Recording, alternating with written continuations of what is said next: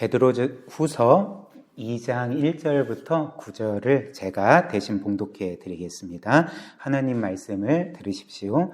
그러나 백성 가운데 또한 거짓 선지자들이 일어났었나니 이와 같이 너희 중에도 거짓 선생들이 있으리라. 그들은 멸망하게 할 이단을 가만히 끌어들여 자기들을 사신 줄을 부인하고 임박한 멸망을 스스로 취하는 자들이라. 여럿이 그들의 호색하는 것을 따르리니 이로 말미암아 진리의 도가 비방을 받을 것이요 그들이 탐심으로써 지어낸 말을 가지고 너희로 이득을 삼으니 그들의 심판은 옛적부터 지체하지 아니하며 그들의 멸망은 잠들지 아니하느니라. 하나님이 범죄한 천사들을 용서하지 아니하시고 지옥에 던져 어두운 구덩이에 두어 심판 때까지 지키게 하셨으며 옛 세상을 용서하지 아니하시고 오직 의를 전파하는 노아와 그 7 식구를 보존하시고 경건하지 아니한 자들의 세상에 홍수를 내리셨으며 소돔과 고모라 성을 멸망하기로 정하여 재가 되게 하사 후세에 경건하지 아니할 자들에게 본을 삼으셨으며 무업한 자들의 음란한 행실로 말미암아 고통당하는 의로운 롯을 건지셨으니 이는 이 의인이 그들 중에 거하여 날마다 저 불법한 행실을 보고 들으므로 그 의로운 심령이 상함이라. 주께서 경건한 자는 시험에서 건지실 줄 아시고 불의한 자는 형벌 아래에 두어 심판 날까지 지키시며. 아멘.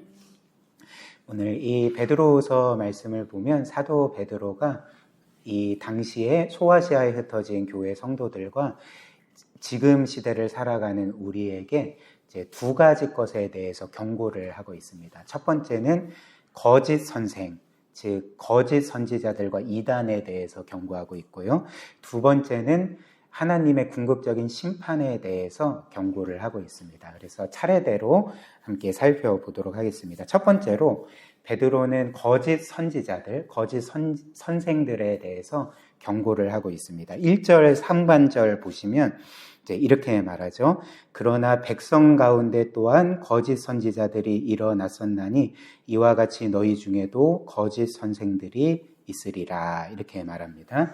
그래서 그러나 백성 가운데, 사람들 가운데 또한 거짓 선지자들, 거짓 선생들, 이단들이 이제 일어났고 사람들 중에만 이런 거짓 선생과 이단들이 일어난 것이 아니라 이와 같이 너희 중에도, 여기에서 너희 중은 누구를 가리킵니까? 그러니까 교회의 성도들을 가리키는 거죠. 당시 초대교회 안에서도 거짓 선생들이 일어났다 이렇게 말하죠. 혹은 있으리라 이렇게 말합니다. 그렇다면 거짓 선지자들, 이 이단들의 특징은 무엇인가? 1절 하반절 보시면 이제 이렇게 말합니다. 그들은 멸망하게 할 이단을 가만히 끌어들여. 멸망하게 할 이단을 가만히 끌어들여. 이것이 이제 거짓 선지자들의 이제 특징입니다. 즉 이들은 이단은 거짓 가르침을 가리키는 거죠. 이제 거짓 가르침을 사람들 가운데, 교회 가운데 끌어들였는데 이제 어떻게 끌어들였습니까? 가만히 끌어들여라고 합니다. 여기에서 가만히라는 것은 좀 번역이 좀 그런데 이제 몰래, 비밀스럽게, 은밀하게 거짓 가르침들을 끌어들였다라는 것이죠. 이처럼 거짓 선지자들의 특징은 이들은 처음부터 대놓고 자신들의 거짓 가르침, 이단적인 가르침들을 사람들에게 전파하지 않죠. 이들은 처음에 어떻게 합니까? 그러니까 은밀하게 사람들 가운데 들어가서 은밀하게 자신들의 거짓 가르침들을 이제 서서히 전하는 거죠. 그러니까 보통 예를 들면 신천지가 처음부터 나 신천지다 하면서 포교하진 않잖아요.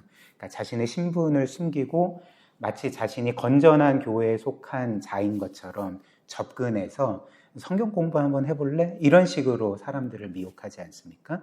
근데 지금도 그렇지만 이제 과거에도 이 거짓 선생들은 은밀하게 사람들에게 접근해서 그들의 이단적인 사상들을 이제 서서히 그렇게 미혹시키며 전했다는 거죠. 그렇다면 이들의 거짓 가르침의 핵심은 무엇인가? 1절 하반절 다시 보시면 이제 이렇게 말합니다. 자기들을 사신 주를 부인하고 임박한 멸망을 스스로 취하는 자들이라. 자기들을 사신 주를 부인한다. 여기에서 자기들을 사신 주는 누구를 가리킬까요? 그러니까 예수 그리스도를 가리키는 거죠. 물론 이단들 중에서는 예수 그리스도를 말하는 이단들이 있긴 합니다. 거의 대부분은 예수 그리스도에 대해서 말하기는 하죠. 그러나 이단들이 예수 그리스도를 말하지만 그럼에도 불구하고 그들은 예수 그리스도를 부인하는 자들인 거죠. 왜 그럴까요? 왜냐하면 예수 그리스도가 유일한 구세주시라는 것을 부정하기 때문에. 여기 본문 말씀을 보면 자기들을 사신 주를 부정한다 이렇게 말하지 않습니까? 그러니까 무슨 말일까요?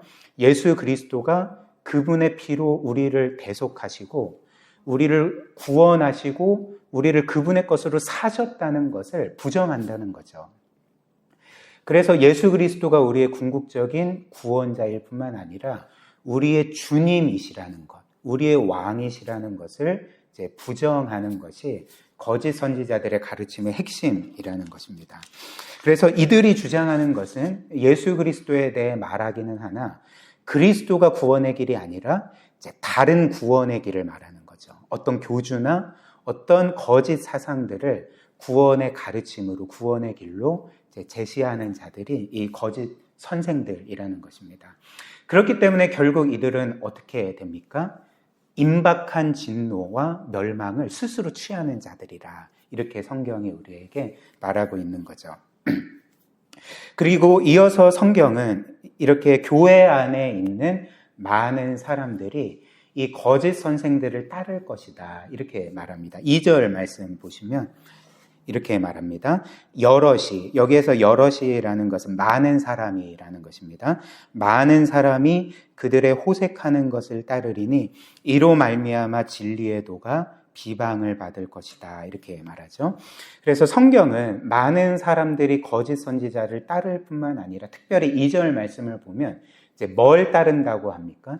거짓 선생들의 호색하는 것을 따른다. 즉 그들의 방탕함을 따른다 이렇게 말하고 있는 거죠. 여기에서 우리는 이단의 또 다른 특징을 보게 되지 않습니까? 이단의 특징은 물론 그들이 전하는 멸망하게 하는 거짓 가르침이지만 이단적인 사상이지만 또 다른 특징은 여기에 나오는 것처럼 방탕함인 것입니다. 호색하는 것, 방탕함이라는 거죠. 그렇다면 성경은 왜 이 이단의 특징을 호색함 혹은 방탕함으로 말할 것인가? 왜 그럴까요? 왜냐하면 그 보통 이단들의 교주나 그 이단 사상을 전하는 거짓 선생들이 처음에 그 이단을 시작할 때 그 의도가 무엇입니까? 그러니까 그들이 거짓 가르침을 포교하고 사람들에게 전하는 목적은 사실 이 세상의 것들 때문 아니겠습니까? 즉, 그 이단의 교주나 거짓 선생들은 뭔가 숭고한 목적을 위해서 거짓 가르침들을 포교하지 않습니다. 혹은 사람들의 어떤 영적인 유익이나 그들의 구원이나 그들의 진정한 행복을 위해서 그런 가르침들을 전파하는 게 아니잖아요. 보통 이단의 교주나 거짓 선생들이 거짓 가르침들을 전해서 사람들을 미혹하는 이유가 무엇입니까? 그러니까 자신들의 유익을 위해서 이 땅의 것들을 얻기 위해서 그들은 거짓 가르침들을 전하지 않습니까? 즉 자신들의 욕망 때문에 사람들을 이용하여서 그 욕망을 충족시키기 위해서 거짓 가르침들을 전해서 사람들을 미혹시키는 거죠. 그래서 3절 상반절이 이렇게 말하는 거죠. 한번 보십시오. 3절 그들이 탐심으로써 지어낸 말을 가지고 너희로 이득을 삼는다 이렇게 말하는 거죠. 그들이 거짓 가르침들을 전하는 이유는 탐심 때문이다. 그래서 탐심으로 지어낸 말을 가지고 너희를 이용한다. 너희로 이득을 얻는다. 이제 이렇게 말하는 것입니다. 따라서 이단의 그 교주들이나 거짓 선생들이나 지도자들은 반드시 이 세상의 정욕과 방탕함을 따르게 되어 있습니다. 뭔가 숭고하고 거룩한 이단의 교주나 거짓 선생들은 거의 없는 거죠. 찾아볼 수가 없는 거죠. 저는 보지 않았지만 그 최근에 좀 얼마 전이죠.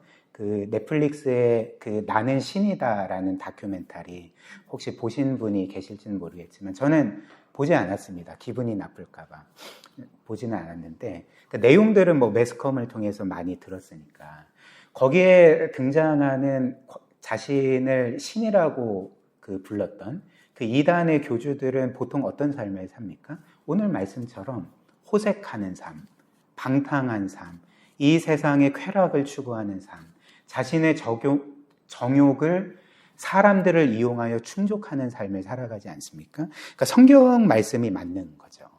그래서 오늘 말씀처럼 이단의 특징은 방탕함이고 사람들이 그 이단을 따를 때 그들의 거짓 가르침만 따르는 것이 아니라 많은 사람이 그들의 호색함을 따를 것이다. 우리에게 이렇게 전해주고 있는 거죠.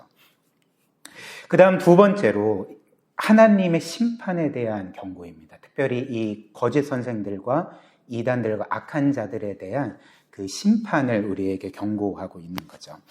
그렇다면 하나님께서는 이런 이단들과 거짓 선지자들과 이런 악한 자들을 이제 어떻게 하십니까? 그러니까 심판하시는 거죠. 3절 말씀 보십시오.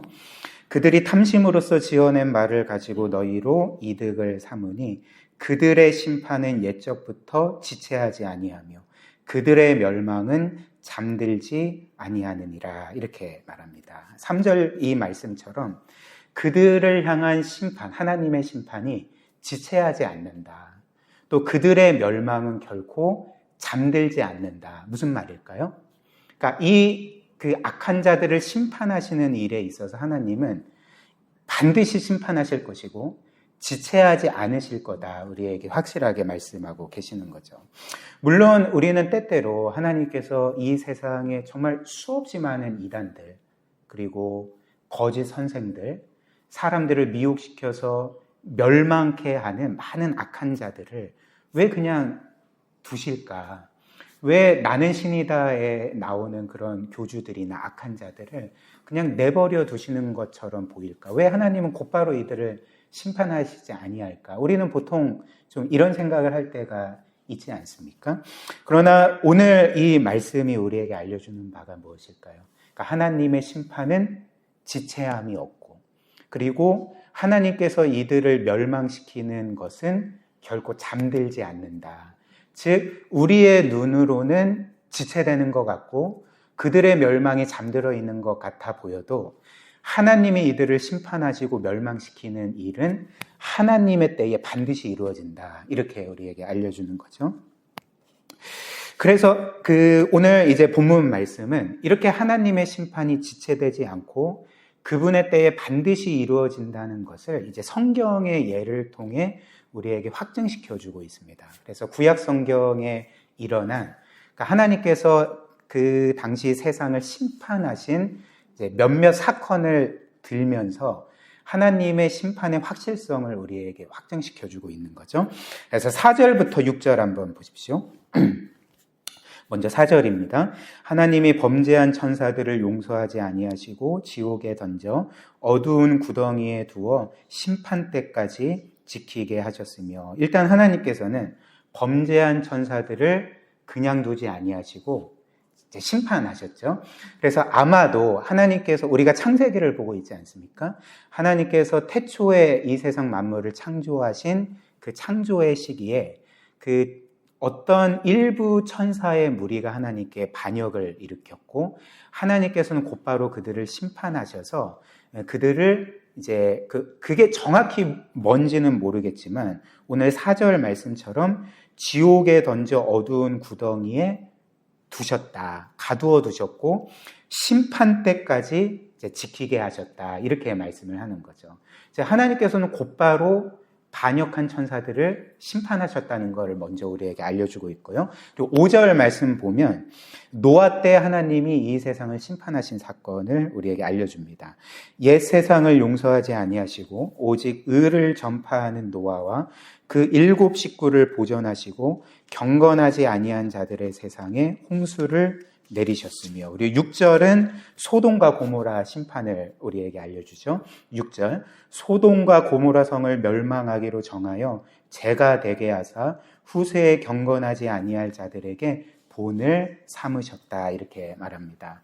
그리고 예수께서는 이렇게 세상 끝날 그 세상의 그 심판의 날이 그 예수께서 이 세상에 다시 오실 날이고 그때 예수께서는 온 세상 만물을 궁극적으로 심판하실 거다 이렇게 말씀을 하십니다. 그래서 그 이와 관련해서 예수님도 이제 그때를 그 어디에 비유하냐면 노아 때에 이루어진 심판과 소돔과 고모라 성이 심판당한 것에 빗대어서 마지막 날 심판을 말씀하시는 거죠. 한번 그 베드로후서 2장은 책갈피로 끼워두고 누가복음 17장 말씀을 한번 보겠습니다. 누가복음 17장 누가복음 17장 26절부터 30절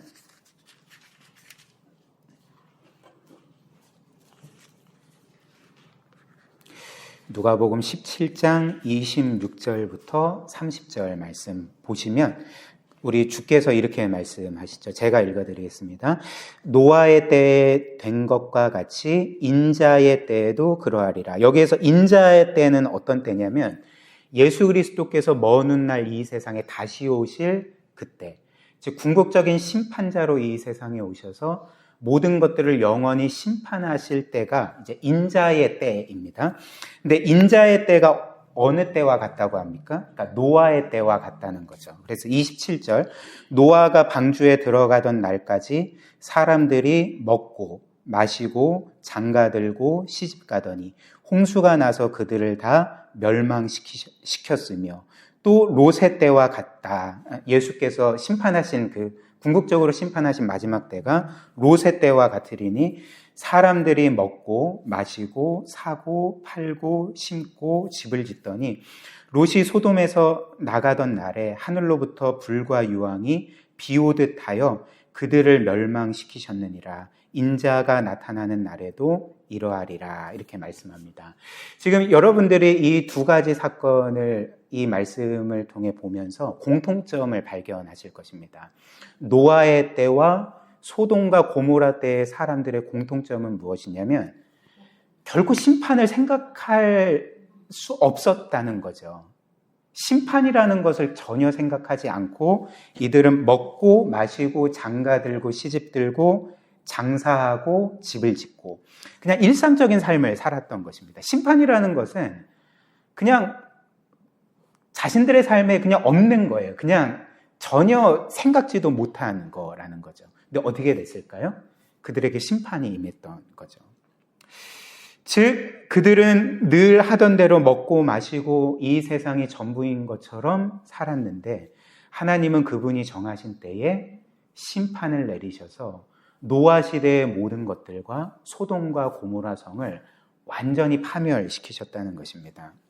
이처럼 하나님의 심판은 사람들이 심판이라는 건 없어. 그리고 심판에 대해서 전혀 생각하지 않고 살지라도 하나님은 그분의 때에 반드시 심판하신다는 게 성경이 우리에게 주는 분명한 경고인 거죠. 그러나 이제 마지막으로 하나님은 심판만 하시는 분이 아닙니다. 오늘 본문 말씀을 보면 하나님의 심판만을 말하는 것이 아니라 구원 또한 말하고 있습니다. 특별히 하나님은 심판 가운데 경건한 자들을 구원하신다. 그래서 그 예로 이제 누구를 드냐면 롯을 드는 거죠. 소돔과 고모라 심판 때에 구원받은 롯을 예로 들고 있습니다. 7절부터 9절 보십시오. 7절입니다. 무법한 자들의 음란한 행실로 말미암아 고통당하는 의로운 롯을 건지셨으니 이는 이 의인이 그들 중에 거하여 날마다 저 불법한 행실을 보고 들음으로 그 의로운 심령이 상함이라. 주께서 경건한 자는 시험에서 건지실 줄 아시고 불의한 자는 형벌 아래에 두어 심판 날까지 지키시며. 그래서 하나님께서는 소돔과 고모라를 불과 유황으로 심판하실 때 그 전에 롯과 그의 가족을 그 성에서 탈출시키시지 않았습니까? 이제 구원하신 거죠. 그런데 지금 오늘 우리가 읽는 이 본문 말씀을 보면 하나님은 경건한 롯을 구원하셨다. 당시 의인이었던 롯을 구원하셨다. 이렇게 말하고 있는 거죠. 그러면 이 말씀만 우리가 보면 그렇다면 롯이 구원받은 것은 롯이 당시 사람들과는 다르게 그 경건하고 의로웠기 때문에 자신의 의로움으로 인하여서 구원받은 거구나. 이렇게 생각할 수 있잖아요. 그렇죠? 물론 롯이 당시 소돔과 고모라 사람들과 비교해서 상대적으로 의로운 것은 사실이었습니다. 그리고 사실 누구든지 그 소돔과 고모라 성에 가면 아마 상대적으로 의로울 수밖에 없었을 것입니다. 왜냐하면 여러분들도 당시 소돔과 고모라 성에 상상이지만 타임머신을 타고 가면 우리 모두는 다 거기서 의인이 되는 거죠. 왜냐하면 구약 성경이 우리에게 알려주는 것처럼 진짜 그 끝을 모른 채 진짜 사람이 타락하면 이 정도까지 타락할 수 있다라는 것을 보여준 게 당시 소돔과 고모라 성 아니었습니까? 특별히 그 동성 간의 그런 그 관계를 심지어 천사들까지도 그렇게 범하려고 했던 사람들이 소돔과 고모라 사람들 아니었습니까? 그렇기 때문에 이런 것을 생각하면 롯은 상대적으로 의로운 자, 경건한 자인 것은 맞았던 거죠. 그러나 그럼에도 불구하고 우리가 성경의 전체적인 가르침들을 생각할 때 성경의 전체적인 가르침, 특별히 로마서나 그 서신서들이 우리에게 알려주는 구원과 관련된 가르침이 무엇입니까? 누구도 자신의 행위로 구원받을 수 없다. 누구도 자신의 경건함과 의로움으로 구원받을 수가 없다. 최상의 의로움이라 할지라도 하나님께는 더러운 옷과 같다. 예레미야의 말씀이죠. 이게 이제 성경의 분명한 가르침 아니겠습니까?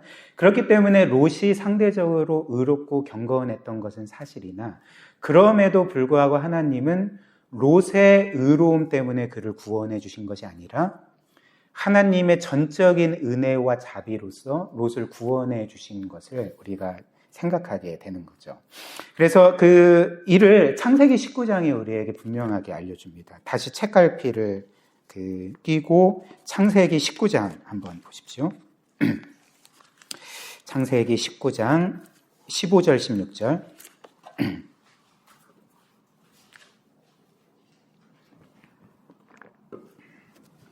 창세기 19장 15절과 16절 하나님이 소돔과 고모라 성을 멸망시킨 그 장면이 나오는 장이죠. 롯을 구원한 장면이 나오는 장입니다. 15절 제가 읽겠습니다. 동틀 때에 천사가 롯을 재촉하여 이르되 일어나 여기 있는 너의 아내와 두 딸을 이끌어내라. 이 성의 죄악 중에 함께 멸망할까 하노라. 그러나 롯이 지체하매 그 사람들이 롯의 손과 그 아내의 손과 두 딸의 손을 잡아 인도하여 성 밖에 두니 여호와께서 그에게 자비를 더하심이었더라. 이렇게 말하고 있습니다. 하나님은 천사를 통해서 롯을 구원하시고자 했고 내가 이 성을 멸망시킬 것이니까 너희는 이 성을 반드시 떠나야 된다라고 말씀하시면서 천사의 인도를 받아서 성 밖으로 나오게 하시지 않았습니까? 그런데 이상하게도 16절을 보면 천사들이 이들을 이끌려고 할 때 롯이 어떻게 했다고 말합니까? 지체하매라고 말하는 거죠. 여기에서 지체하매라는 것은 우물쭈물했다는 것입니다. 그러니까 머뭇거렸다는 거죠. 그렇다면 왜 롯은 머뭇거렸을까? 왜 지체했을까라는 거죠. 왜냐하면 롯은 사실 순간 하나님의 말씀을 믿지 못했던 것입니다. 마치 노아 시대의 사람과 소돔과 고모라 시대의 그 사람들처럼 과연 심판이라는 게 있을까? 저 천사가 나에게 하나님이 이 성을 심판하신다고 분명히 말하는데 과연 심판이라는 게 있을까? 지금 이 소돔 성은 나의 집이고 어떤 면에서 내 모든 것이 지금 여기 있는데 내가 이 하나님의 말씀을 따라 떠났는데 심판이 임하지 않았으면 그러면 나는 망하는 것 아닌가 이렇게 생각하면서 순간 멈칫했던 거죠. 지체했던 거죠. 머뭇거렸던 거죠. 그래서 어떻게 했을까요? 이제 안 되겠으니까 이때 하나님께서 롯에게 어떻게 하셨습니까? 그래, 너가 내 말을 믿지 못하니까 너는 소돔과 고모라 성의 사람들과 함께 멸망하거라. 이렇게 하시지 않고 어떻게 하셨을까요? 이제 천사들로 하여금 강제적으로 롯과 그의 가족들을 그 손을 잡아서 그냥 강제적으로 이끌고 나오게 하셨던 거죠. 그래서 16절을 다시 보시면, 그러나 롯이 지체하며 그 사람들, 즉 천사들이 롯의 손과 그 아내의 손과 두 딸의 손을 잡아 인도하여 성 밖에 두니 뭐라고 말합니까? 여호와께서 그에게 자비를 더하심이었더라, 이렇게 말하는 거죠. 롯이 구원받을 수 있는 이유가 무엇이었습니까? 하나님의 자비함이었다는 거죠. 하나님이 그에게 끝까지 긍휼을 베푸셨기 때문에, 끝까지 은혜를 베푸셨기 때문에 롯이 구원을 받을 수가 있었던 거죠. 사랑하는 여러분, 이는 우리에게도 마찬가지 아닙니까? 우리 또한 우리의 경건함이나 의로움이나 우리가 뭔가 행한 일로 하나님께 구원받은 것이 아니라 우리도 똑같이 하나님의 은혜와 그분의 자비와 긍휼하심 때문에 구원받은 자들입니다. 그런데 하나님께서 롯을 구원하실 때와 우리를 구원하실 때에 이제 차이점이 있는 거죠. 하나님께서 롯을 구원하실 때는 어떻게 구원하셨습니까? 천사를 보내어서 그 심판의 장소를 벗어나게 하심으로써 롯을 구원하시지 않았습니까? 그러나 하나님께서 우리를 구원하실 때, 그리스도를 믿고 구원받은 우리 모두를 구원하실 때는 어떻게 구원하셨습니까? 단지 천사를 보내어서 우리가 심판의 자리에서 벗어나게 하심으로써 우리를 구원하신 것이 아니라 도리어 천사를 보내는 대신 하나님 자신이 사람이 되어 이 세상에 오셨죠. 그리고 그 하나님께서 우리가 우리의 죄 때문에 마땅히 서야 될 그 심판의 자리에 그분이 대신 서셔서 우리가 받아야 될 그 모든 심판을 하나님이신 예수 그리스도께서 받으심으로써 우리를 구원하신 것이 하나님께서 우리를 구원하신 방법이지 않겠습니까? 하나님께서 롯을 구원하실 때는 어떤 면에서 하나님 편에서는 희생이 없었던 거죠.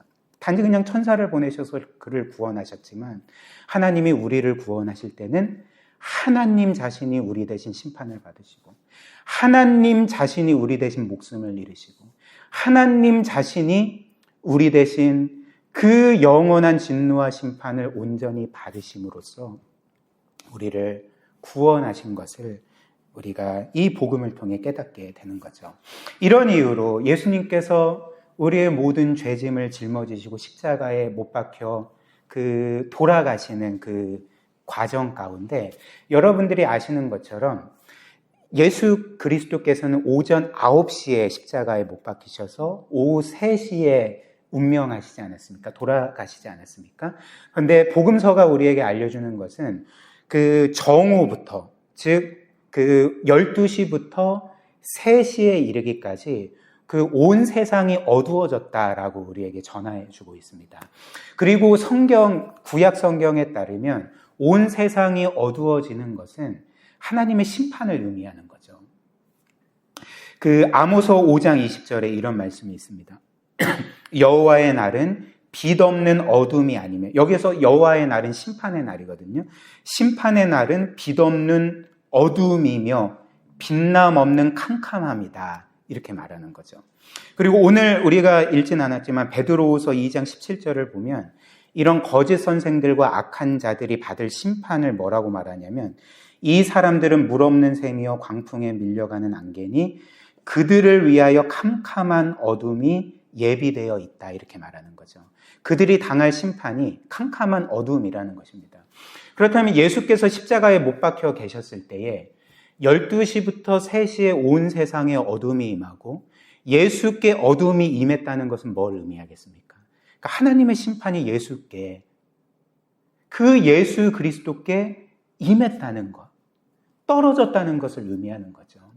이렇게 예수께서 우리 대신 심판을 받으심으로써 우리가 하나님의 심판으로부터 구원받게 되었고 그리스도께서 죽기까지 순종하신 그 의로움이 우리의 것이 되어서 우리가 이제 죄인이 아닌 하나님께 의로운 자로, 또 예수 그리스도처럼 그분의 영원한 자녀로 받아들여질 수 있게 된 것이 바로 우리가 받은 구원이 되는 것입니다. 사랑하는 여러분, 신속하게 이 말씀을 우리의 삶에 세 가지로 적용을 해보겠습니다. 첫 번째로 오늘 말씀이 우리에게 알려주는 사실은 하나님은 반드시 이 세상을 궁극적으로 심판하신다. 따라서 우리는 어떻게 해야 됩니까? 늘 영적으로 깨어 있어야 되고 우리는 끝까지 마지막 날까지 주의 일을 힘써야 하는 거죠. 그리고 두 번째로 우리가 이 세상에 반드시 하나님의 심판이 임할 때에 그 심판을 이길 수 있는 유일한 것은 무엇입니까? 그러니까 예수 그리스도를 믿는 것이죠.